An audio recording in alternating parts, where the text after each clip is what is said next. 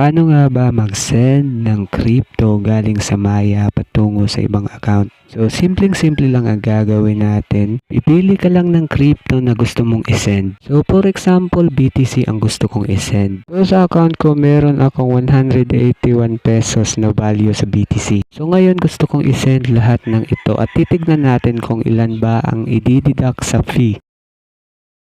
So, ang network fee ay nasa 0.00013165 BTC. So, ito yung network fee na ipapataw sa iyo kapag nag-send ka ng 181 pesos na value sa BTC. So, ilan ba talaga ang network fee in pesos conversion kapag 181 pesos ang isi-send mo sa ibang account? So, yung fee na ipapataw ay 19.42 pesos. Wala akong comment sa fee ng Maya, pero yung pag-send nyo, siguraduhin nyo yung sakto yung BTC address na